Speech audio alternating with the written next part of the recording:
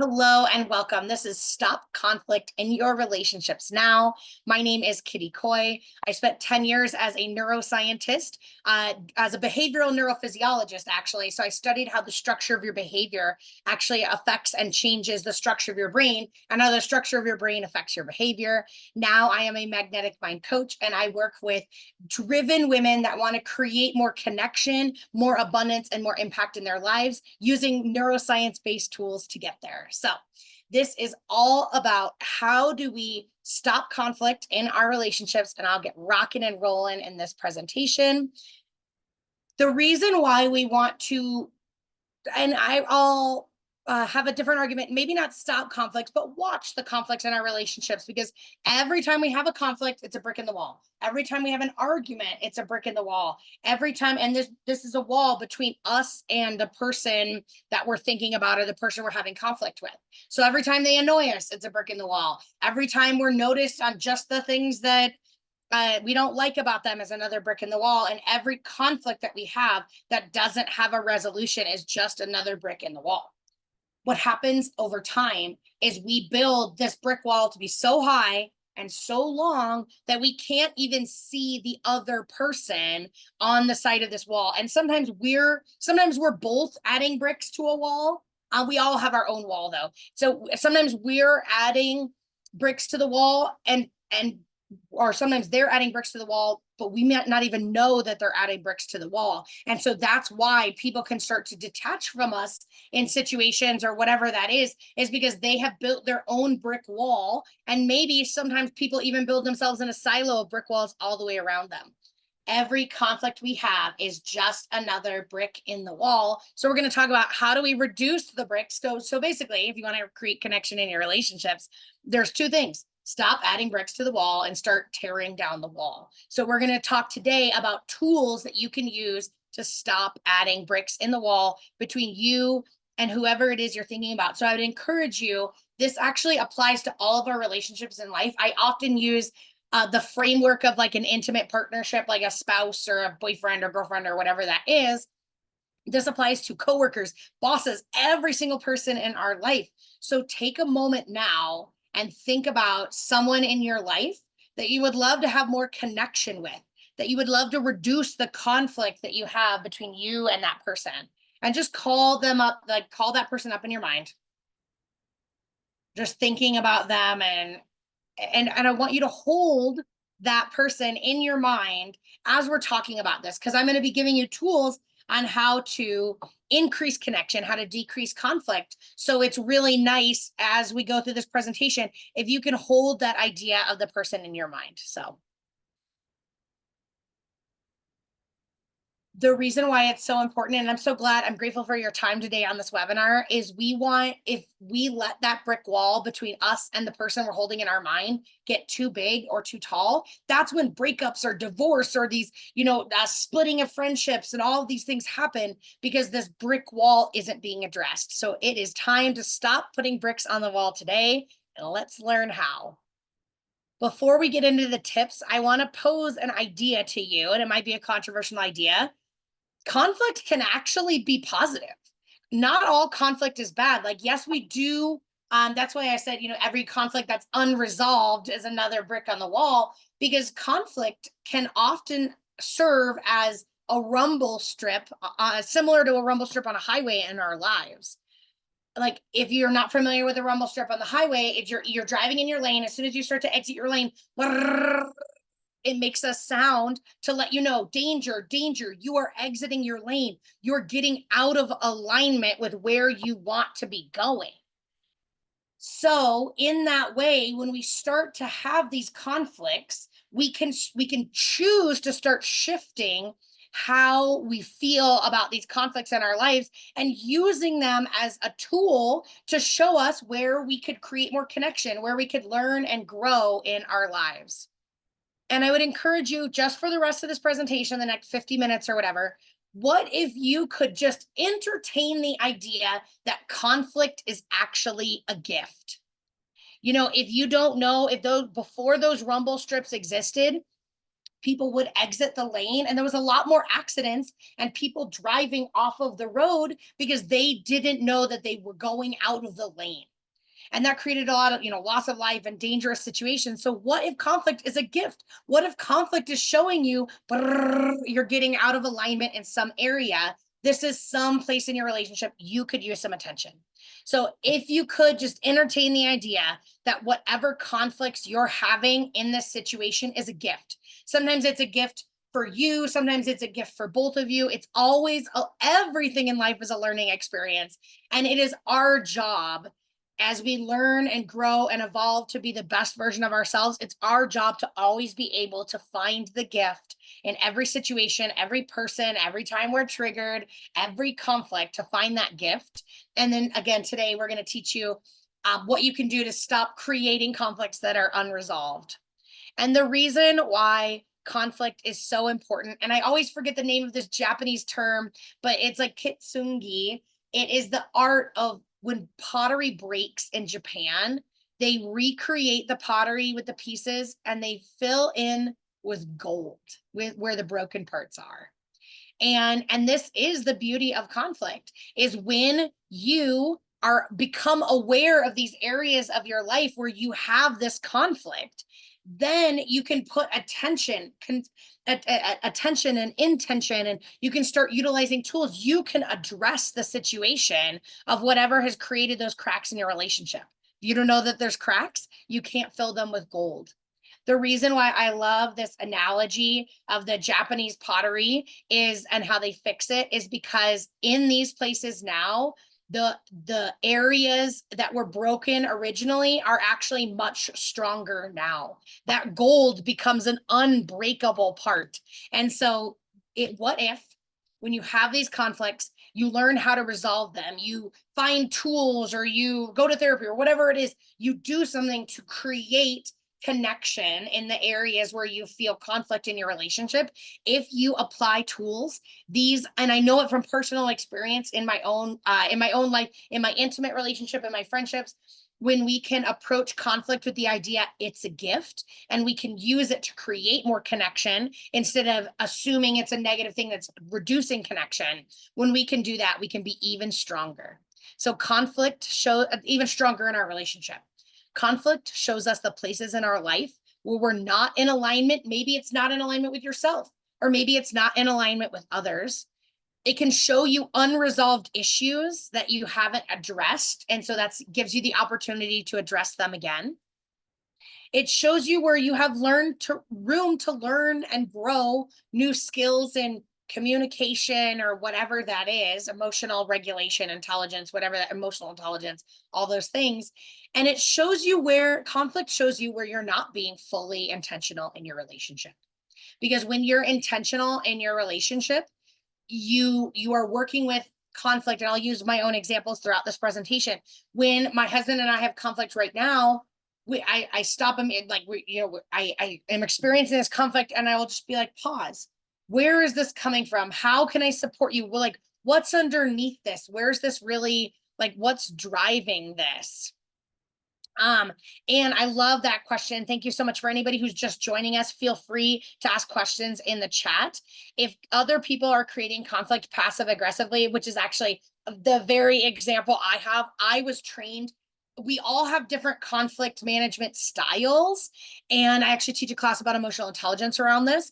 And when you have I have a direct conflict style, which means when something is said or whatever, I'll say something about it. I approach it right now in the situation in the heat of the moment, which can be good. It can be received as aggressive, but it's not aggressive. It's just, I'm being assertive. I'm noticing something. I call people on that. Somebody says something. I'm like, I didn't appreciate that comment, or can you rephrase that? Whatever that is, I stop them in the moment.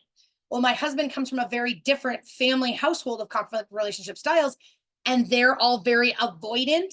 And then they start, things build up, and then they become passive aggressive.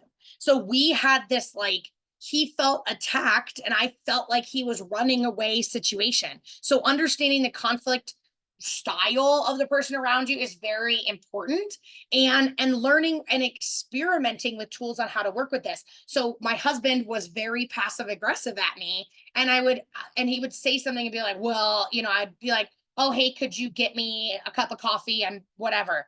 And instead of saying, no, I don't have time right now, you'd be like, okay, but that's going to mess up my whole schedule too. Like I have time that's important to me. And I would just say, okay, pause. And I'd be like, okay, well, that's all good. Next time you can say, no, I don't have the time and space for that. And I'll just get my own coffee. You know what I mean? Like I would kind of, without being like, well, no need to be rude with your words, I would just address the situation he just said.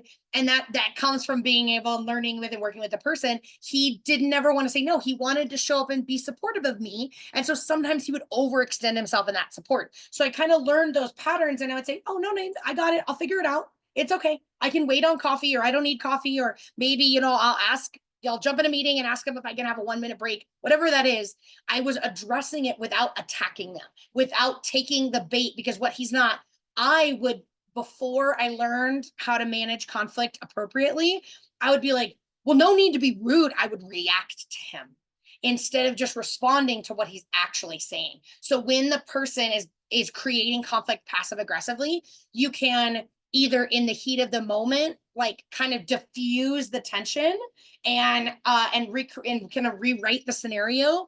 You can also sit down with them, because that came from the awareness. We sat down at different times when we weren't in the heat of the moment and said, okay, so you said something and I didn't understand. I just want you to know that if I ask you for a favor, you can say no. And it doesn't mean that you're not supporting me. So we had some like really good connected conversations constructively about like, well, what was going on in that moment that caused you to say that if it wasn't obvious. And so we talked about it, and then that's kind of when we adapted their style. So hopefully that was helpful, because I want to acknowledge it always takes two to tango. And this entire presentation is focused on you. How can you, if you're not reacting to people, it doesn't, and we'll talk about this in some of the bullet points, you don't have that flashpoint explosion. If you can reduce your emotional energy on it, if you're not triggered, if you don't take the bait to start a fight, it doesn't actually create conflict. And a lot of the times, like I have this one person in my life that they have had a lot of conflict. And so they tend to create conflict. They're kind of unconsciously, they're unaware, but they're baiting people to fight them about things because they're used to having to fight in their family unit and in their situation. That's what they've been modeled. And so there's always ways we can learn and adapt. And so that's, if you have, hopefully I successfully answered your question. If you have any more questions, there's an opportunity to sign up for a discovery call with me, just so I can support you in that a little bit more specifically. But that's a great question. And again, if you have any questions, please put them in the chat throughout the presentation. This is being recorded and will be on YouTube. So if you unmute at any point, you will be on the recording on the internet. So otherwise, the chat's a great place. So, oh, and I just said this a second ago, but the only person you can change is yourself. And the idea that you can change and shift anyone else in your life actually creates more conflict. So I want to preface this with every single tool, everything we're talking about is how do you regulate yourself? How do you take down your boiling point? How do you reduce your triggers? Because when you change your response in the situation from reacting like, oh, I'm angry, to I'm responding, I'm staying cool, calm, and collected, you have the power to shift everything when you can shift yourself. And again, the only person you can ever shift is yourself. And when you can let go of the idea that you need to change the other person and you just work on, well, what can I do to support myself? It is amazing how much that person will often kind of meet you in the middle and start working on some of the things, or be more open to shifting and changing when you let go of the idea that you need them to be different. So this is all based on what can you do? How can you be empowered to reduce conflict? So now we're going to get straight into the 4 tips that are reducing and managing conflict. Because again, we don't want to stop conflict. That's like saying, take the rumble strips off the highway because it makes too much noise. We don't want to take the rumble strips on the highway. We want to reduce the intensity and the frequency of the conflict. And we want to learn how to manage the conflict effectively. That's actually the purpose of this presentation. So tip number 1 is, over time, that brick wall that I was talking about at the beginning, every time we have an unresolved conflict, every time that person annoys us, every time they do something and we don't speak up, we don't advocate, every time we feel unsupported, just another brick in the wall. And that brick wall, when it gets high and long, it primes us to overreact. And have you ever had a situation where you like this person, whoever you're holding in your mind, of the person that inspired you to jump on this talk, they just know exactly how to push your buttons. They say one thing and all of a sudden you just are upset, you're reacting, you're exploding. I'll never forget my husband and I, it was 2019. We were spring cleaning. I was nitpicking the quality of his work, the streaks that were still on the window, the crumbs on the kitchen floor. And I mentioned he was taking the laundry and this sock fell out of the hamper and it didn't get washed. I was like, oh, you missed a sock. And he was just like so angry. He was yelling at me about a sock. It had nothing to do with about the sock. It had to do with how I was communicating to him, what he was making that mean, how he was reacting in the moment, how I was showing up. It had to do with all these things. The sock was just this catalyst flashpoint that made the steam come out of his ears. So in that situation, when we are in this explosive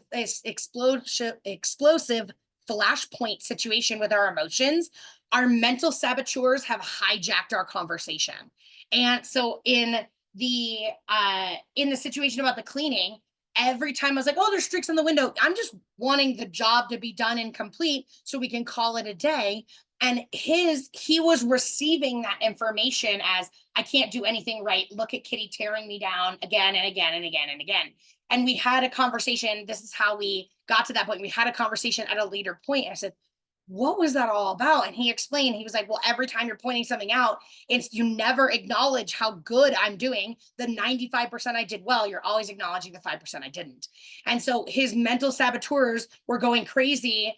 And we all have mental saboteurs and we do this too. But in this, the story I was telling, he was like, there goes Kitty, like, telling me I can't do anything right again. And that has created this negative snowball in his mind. So then I was just like, oh, a sock got missed from the washing machine. Or maybe I said, you missed a sock. It matters in conversation, how you phrase things, very much so, and how they're received. But whatever it was, this snowball had run all the way down the hill in his mind, and his mental saboteurs had really hijacked the conversation.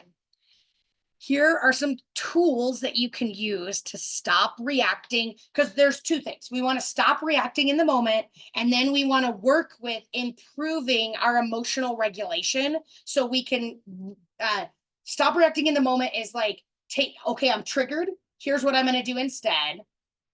Yes, it's not just what is said, but how it's being said. And it's not even just the words, it's the energy, the tone, the body language. I'm sorry is not the same thing as I'm sorry. So it's absolutely how it's being said. So the tools to stop reacting is okay. I'm to hear in my emotions. I feel like I might yell, or I am triggered. Something's happening. Here's what we can do to reduce the emotions in the heat of the moment. And then what we're going to talk about next is what can you do preventatively so that your boiling point doesn't get that high? Because there's things you can do in emotional regulation to prevent yourself from getting to that boiling point very easily. So in the moment, it's about getting back into your body, because arguments and conflicts, that's all happening in our head. Our body is like where our heart is, and that's where our connection to people are, and that's where we have our real power. So anytime somebody's saying something and I'm starting to react, I start rubbing my fingers together, or maybe I start scrunching my toes in my shoes, or if it's appropriate and accessible, I might rub something soft or like pet an animal, and take deep breaths. And just hold my breath for a few seconds and let out really slow. And all of these things, you might need to do them for like a minute, 2 minutes, a couple minutes. But it's getting you back into your body, because conflict exists in your head, or your emotional reaction is existing in your head.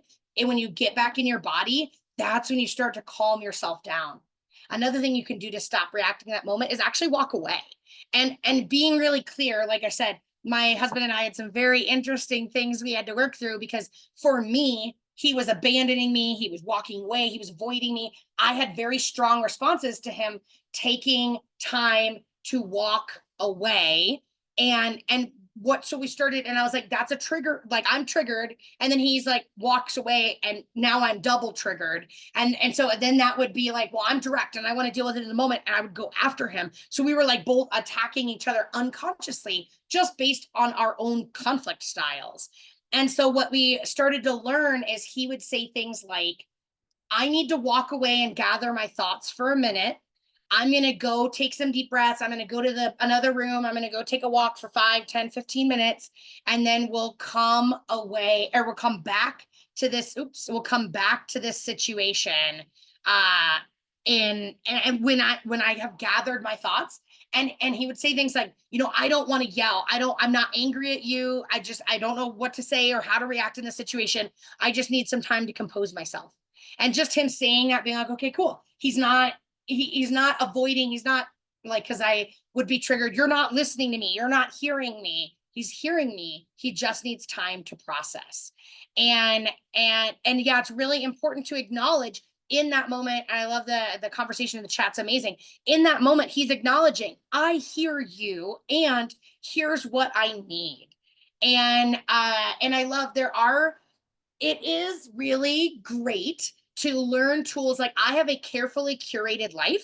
I don't allow clients or friends or certain people in my life to show up in certain ways. Like, I expect that everybody shows up with respect and kindness and a positive attitude most of the time, and things like that. And so I'm always, carefully curating my life, because there's a comment in the chat about there is some prevention where if someone is not your vibe or they're toxic to you, it's okay to remove them from your life. And it's still really important. So like, I think about, I have some family members that are very triggering to me, and some of them are toxic and I've removed them, but then some are just triggering to me. And every once in a while I find myself in that situation. So it's important to have these tools.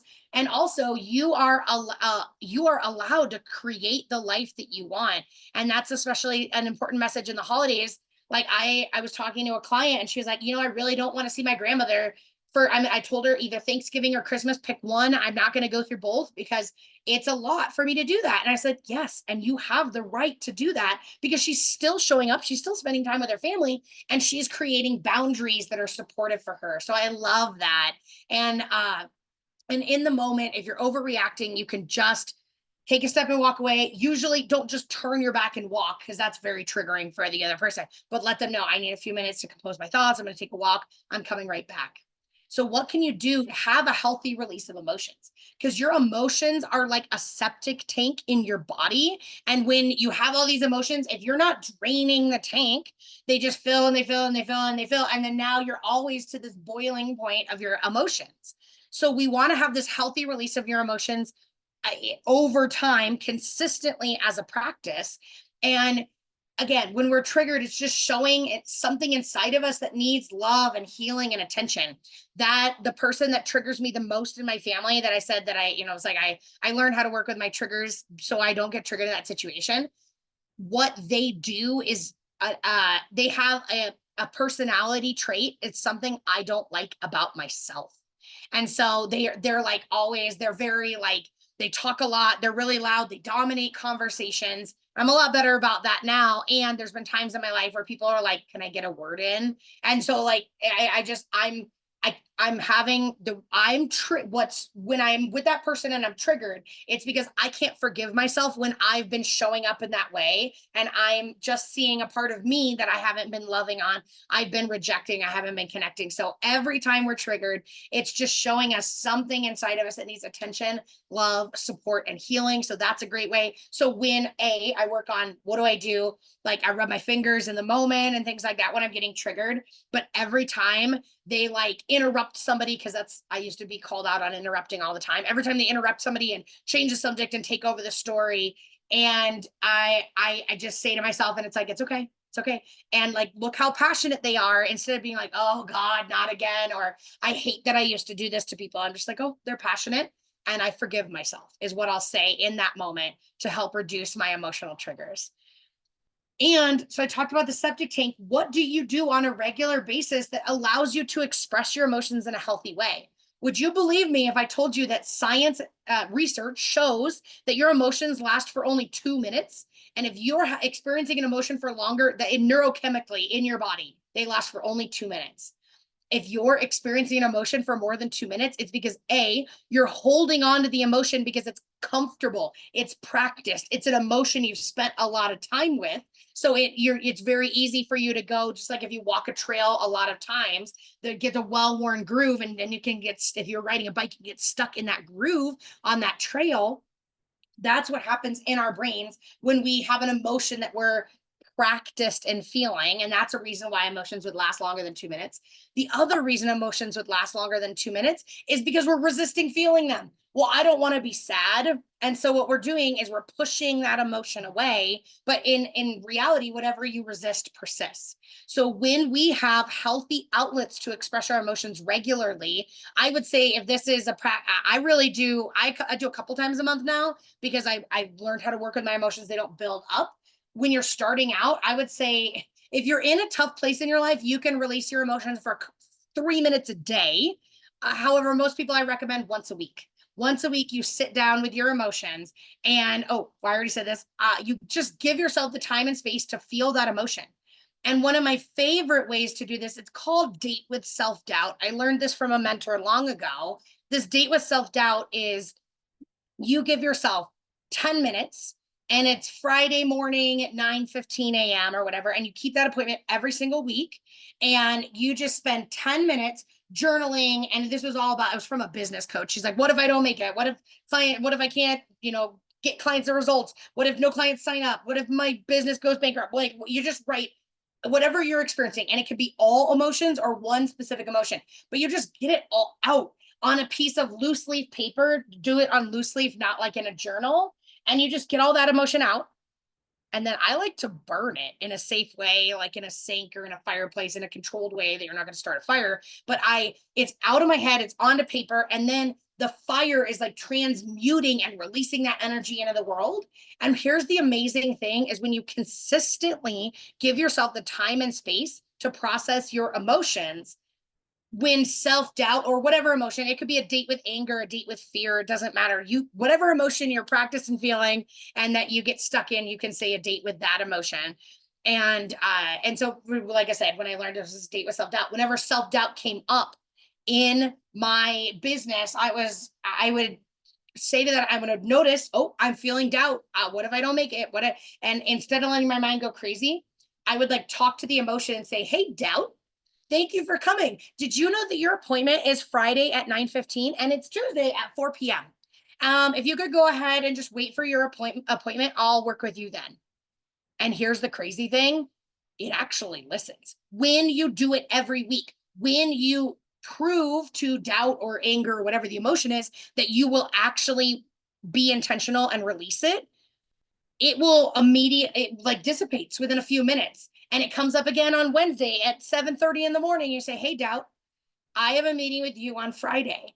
And and then you get to Friday, and if you need to do the meeting earlier, you can. If you can't, whatever, if you can't work through it, you can always push the meeting up. But when you give it the intentional time and space, it is actually magical.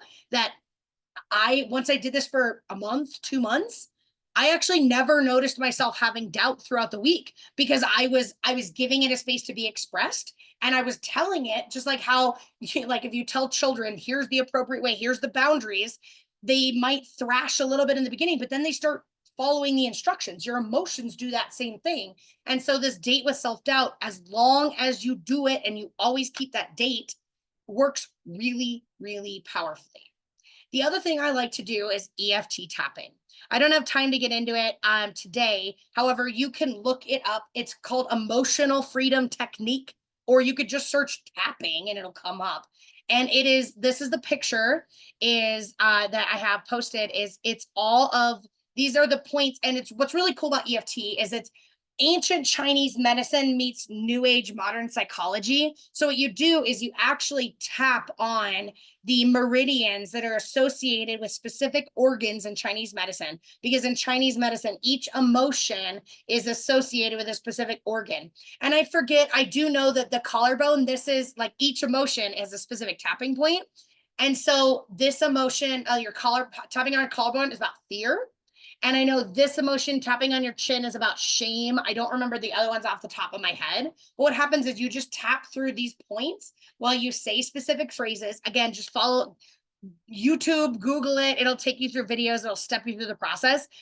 This is the most scientifically proven technique. They have so many research studies showing how powerful this is to consistently release your emotions so you're not getting triggered again and again and again. You're releasing, you're draining that septic tank. And depending on where you are in your emotions, where you are in the stage of your life, you could do this for as little as, I don't know, 2 minutes a day.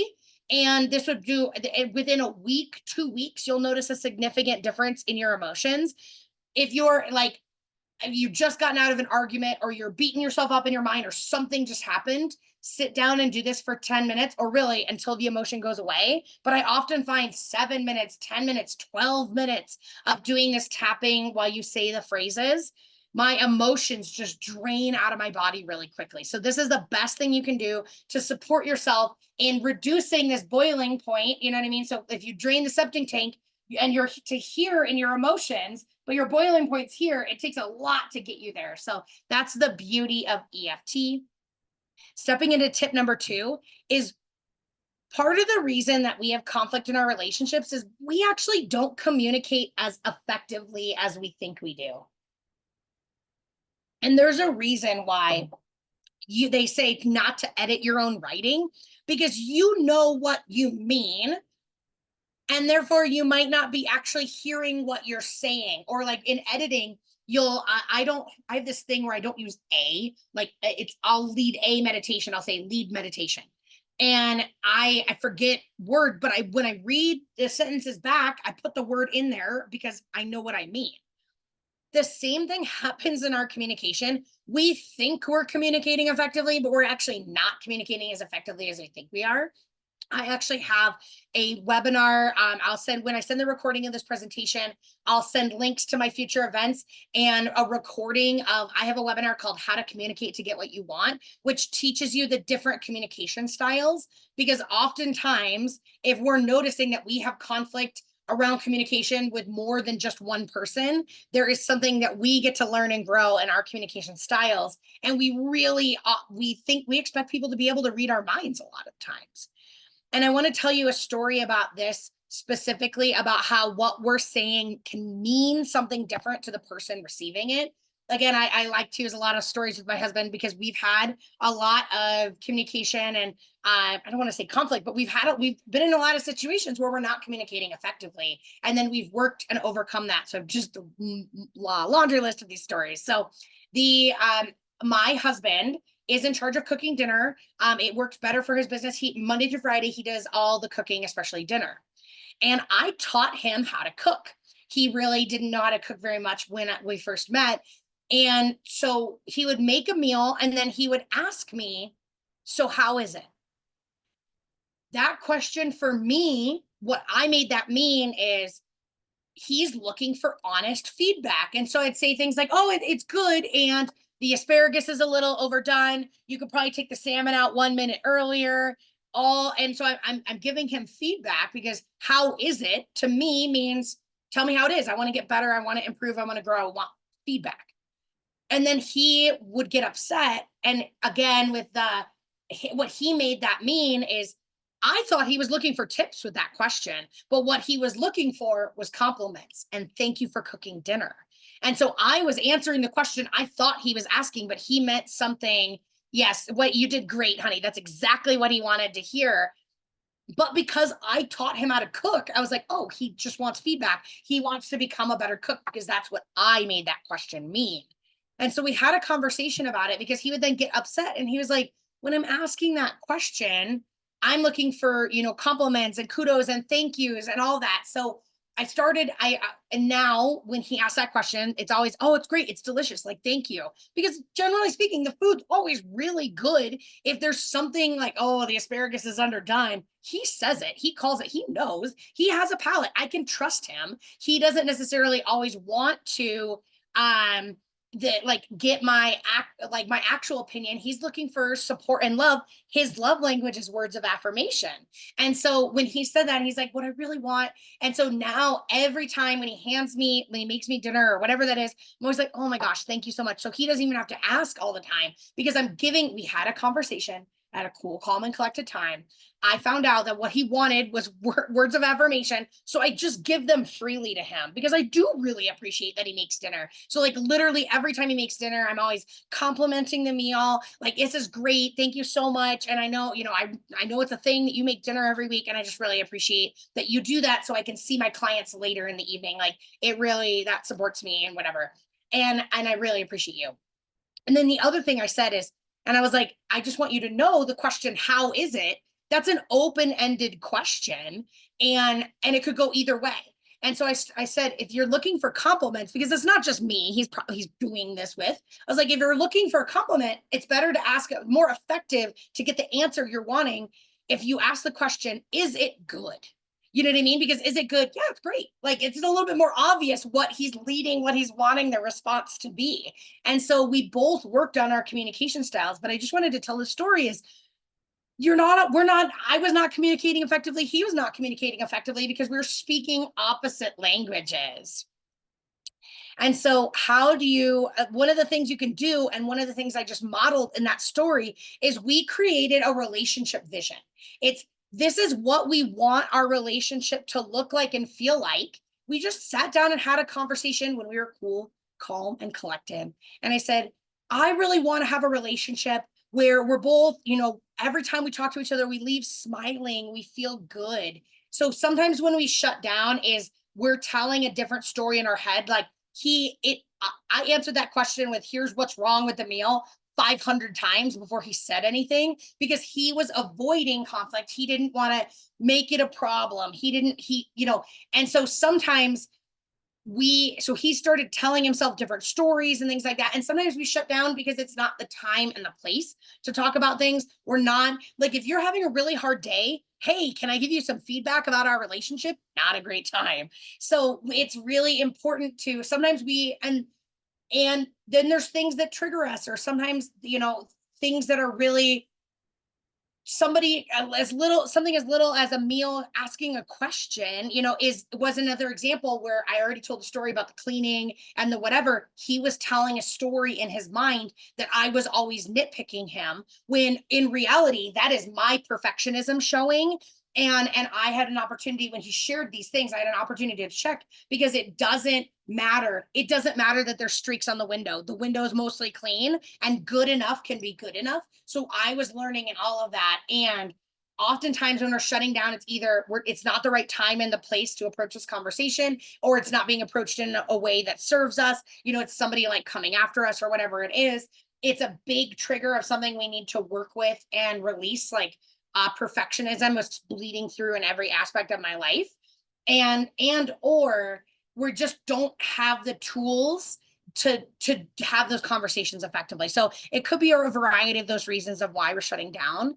And really, this creating a relationship vision is just like getting together with whatever person. It could be a friend, a boss, a coworker. Sometimes in those professional relationships, it's not quite as appropriate to do this, but in a personal relationship, this is always 100% appropriate to say, hey, I noticed that sometimes, like when I hang up the phone, I don't feel good after we talk or whatever. I really want to be in this conversation where we're having a great time. We're connected. Every time I talk to you, I feel better and better. And so we get like, what do you want in this relationship? What do you want this to feel like? Like, how do you want our friendship to look? Whatever that is, but you have a relationship when you're calm, you have a conversation about what you want out of the relationship. What's the best way? Like, how do you like to receive love? My love language is quality time and acts of service. So my husband and I sat down, and his is words of affirmation and quality time. So we have one that overlaps and one that doesn't.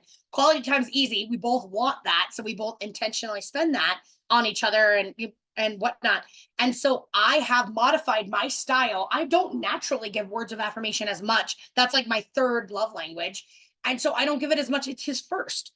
I started intentionally bringing that in. And because my husband knows my love language is acts of service, and we had this conversation, he knows that like it was a couple weeks ago and I was going to a talk, and I was, I'm getting ready and I'm doing my meditation, and I get out of the shower, I get out of the back bedroom, and he's already cleaned off and warmed up my car. And I was like, that's how he can tell me he loves me. And he knows that because of conversation. That's his act of service. He's like, I see you, I get you, I'm anticipating your needs. And that means everything to me.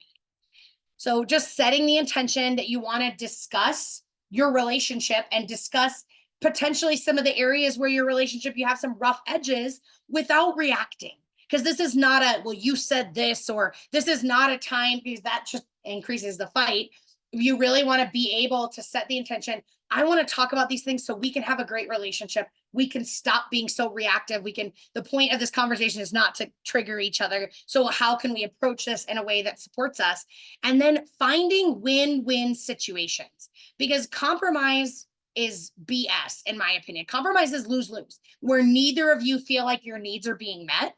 Win-win is saying, okay, he wants words of affirmation and I want acts of service. That's not saying that, and I guess that's not maybe the best example, because I'm learning and I'm saying, okay, I'm gonna show up, I'm gonna amplify my love language, words of affirmation. I'm going to amplify that a lot, and he's going to amplify that. That's our win-win situation. But it's not, okay, neither of us get what we want.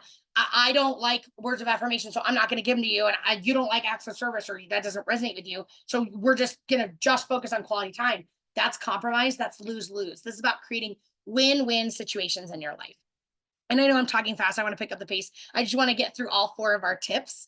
And so tip number 3 is, we expect other people to read our mind. And honestly, we do this all the time.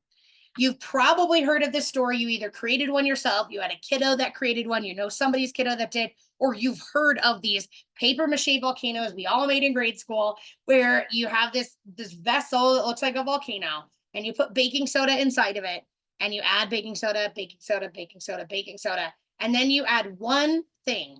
The catalyst in the volcano is the vinegar, and now this volcano is erupting everywhere.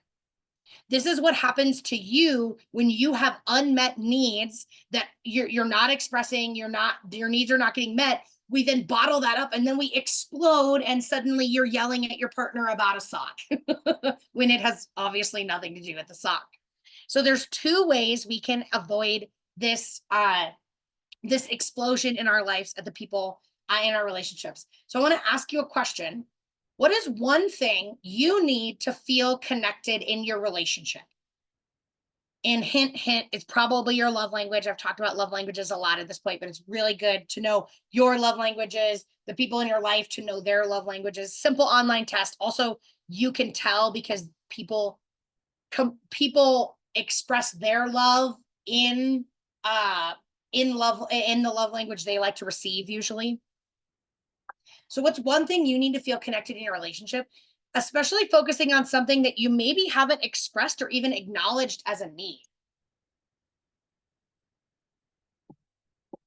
And yeah, everybody who's in my life that's a catalyst that triggers me and all of that, I am always finding the gift in those situations. And it's quite interesting how people can show up in our lives, but oftentimes, again, it's about taking personal responsibility. So what is a need? Like, what do you need in your relationship? And I guess the next question is, have you expressed or even acknowledged that need? I didn't realize how important this was, or how significant this was, until the COVID shutdown. I'm an extrovert, and I need people like that really fills me up. And I was doing a lot of reach outs to people, and people kind of fading into the woodwork. And again, no judgment. Everybody was going through their own thing and having an emotional reaction. And I started to notice that all of my best friends in my life weren't responding to text messages, weren't answering or returning phone calls. And I was just feeling really disconnected. And I was like, I have 100 friends and I'm lonely. I don't feel like I have these people right now. So I sat down and said, what's going on right now? And I was like, oh, one of my biggest love languages, because your love languages can be different based on relationships. My husband, I want more acts of service. In my relationships, in my friendships, it's really quality time. That's what I want. I want your time just to hang out with you because I like you. So anyways, quality time. And I noticed, I was like, I want quality time. And by, not responding to a text for 6 weeks, I don't feel like people are giving me that quality time. So I sat down and said, and when I got clear, oh, I want quality time, but have I told any of these people that I want quality time? I didn't even realize how important it was to me because I was active and social and I'd see them outside of my home pre-COVID. It was just that need was getting met. I didn't acknowledge that need, and I certainly hadn't expressed that need. I sat down with the most important people in my life and I just said, well, what do you need to feel like? What do you need to feel connected in a relationship? I'm noticing there's some distance and I want to be closer. Do you want to be closer? What do you need to feel connected? And they would say different things or whatever. And great. And we would create a win-win situation. And I would say, what I need to feel connected is quality time. So if I text you, it'd be great if you could text me back within like 14 days. Or if I give you a call, you could prioritize or prioritize a return call. Or what if we did a once a month Zoom date for an hour and just like had coffee together? Like I would love that. So we created a way, and I acknowledged my need with myself. I communicated my need, and not everybody responded because not everybody spoke the same language. Everybody's going through their old thing. And most of the people in my life were beyond excited to support me. They're like, cool. I know what you need to feel supported in your life. I'm more than happy to give it to you. And I was happy to give it to them. And those relationships have lasted till today, where if I hadn't gotten clear on what I needed, communicated it calmly, and not like you never return my text kind of way, I'm just like, I'm feeling some distance. What do you need? How can I support you? Here's how you can support me is, being a little bit more timely or whatever that is. Or you don't need to worry about responding to my text if I can have 30 minutes on your calendar once a month, every other week or something for a Zoom date or a phone call. I call you the third Tuesday of the month at 3 p.m., whatever that is. So this is how you avoid the explosion, these two steps. You get clear on what you need. What do you need to feel connected in a relationship? And you communicate those needs calmly and clearly, not accusing, not attacking, just like, I need more connection and quality time in a relationship. How can we make that happen?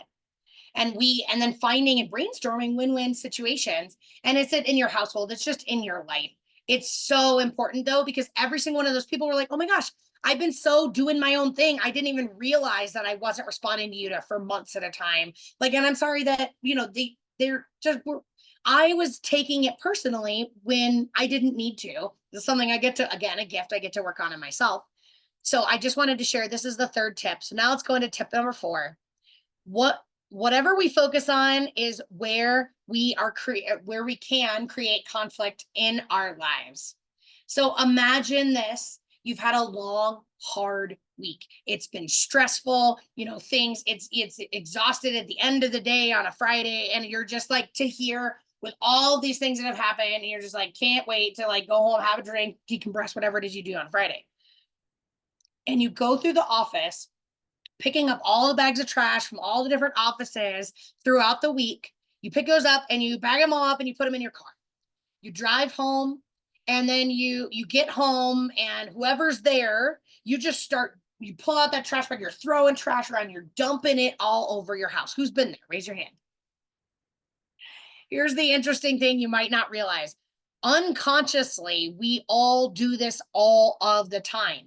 When we have a hard week, we come home, someone, and maybe it's not somebody in your household, but it's a friend, but somebody who you feel comfortable with asks you, well, how was your day? How was your week? And you're like, well, the dog groomer didn't show up, and the traffic, and the client sucks, and my boss is terrible, and I didn't close the sale. We just start venting and just dumping our emotional garbage and negative energy on the person in our lives.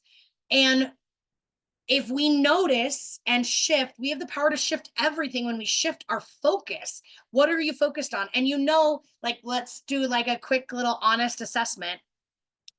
Where is your focus typically? And think about the last time somebody you're really comfortable with asked you, how was your day?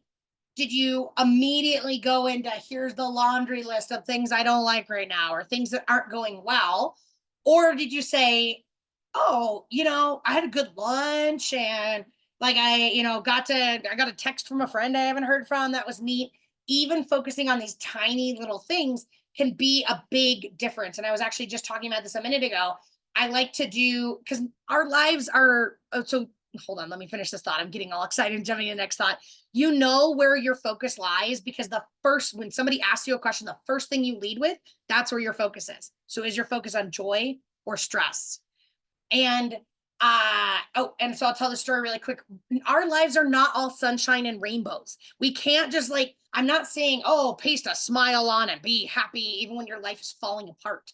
And it is our job to find the gift. Where can we, even on the worst day of our life, there is a tiny glimmer of joy that we can find.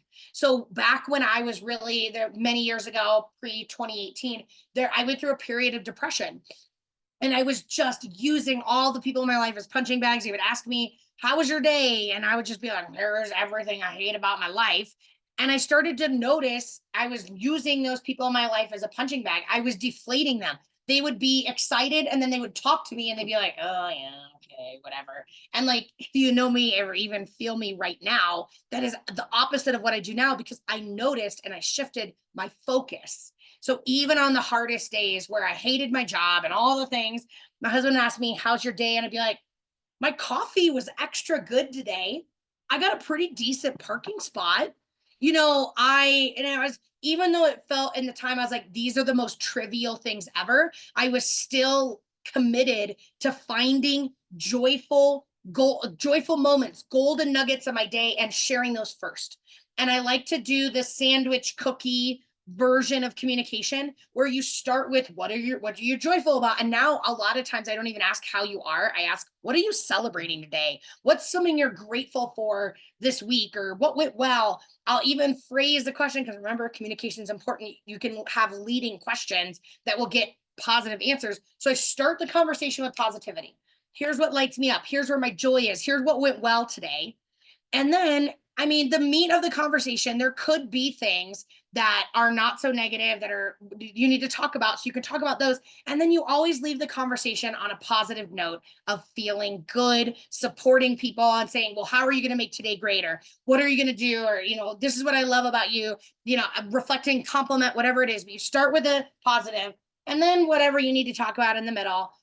And then you end on a positive note. When I started doing that in my connects and in my conversations, it is amazing how people started every single conversation I had. People would say, oh my gosh, Kitty, I feel so good when I talk to you. Like, thank you so much. You were just this shining light, this bright spot in my day.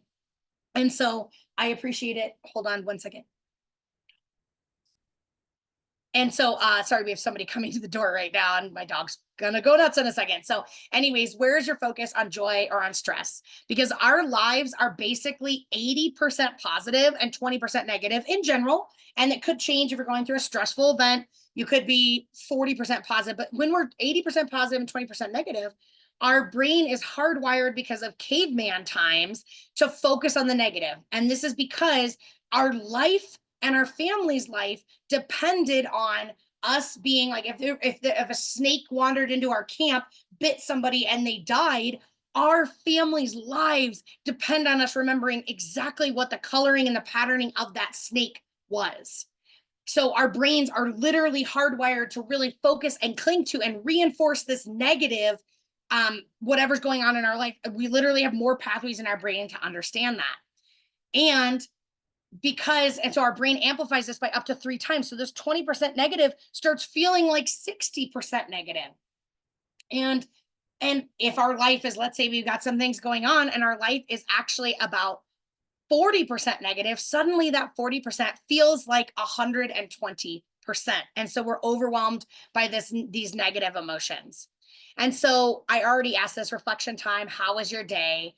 I got excited and kind of talked to this, but really the cost is that when we're focused on just the negativity, just the things that bring us down, we're unconsciously using the people in our lives as punching bags. So, and really what that costs is it's just another brick in the wall. We're not managing conflict. We have more and more things in our life that are creating distance and reducing connection in our relationships.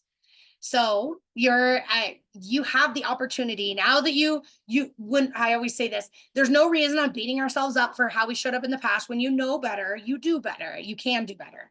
So I have given you some tools to help you check your luggage at the door. And so your homework, should you choose to accept it, is just to focus on the joy and the positive. And you can start today, you can start right now.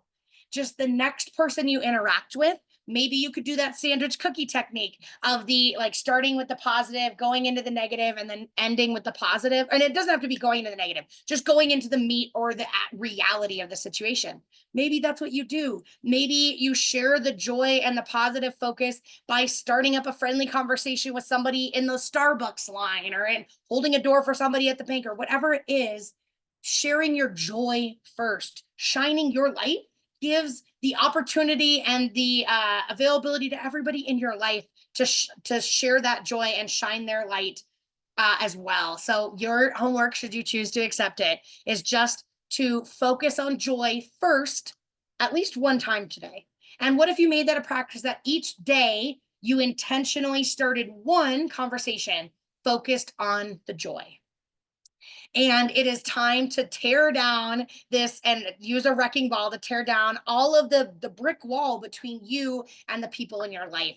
Obviously, you care enough about everyone in your life and you want to have tools to manage and reduce conflict. So I would love to support you in this process. I have a relationship reconnection, which is a free 30-minute discovery call.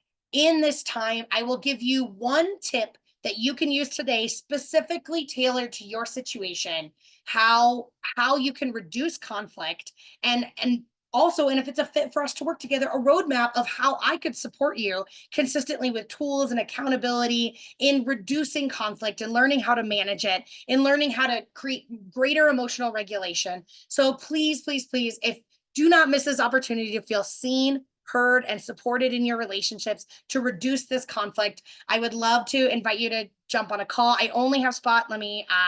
I've got a link. I'll stop my share. I only have spot. I'm coming up on the holidays for 2 people to sign up. And this is the second webinar I did today. So if you're interested, please jump in the link on the chat and sign up. And I'd be happy to support you. Even if you just have some questions that you'd love to get answered around at how to reduce and manage conflict, I would love to support you in that. So with that, I've got like 1 or 2 minutes for questions. But other than that, I just appreciate your time and attention for today.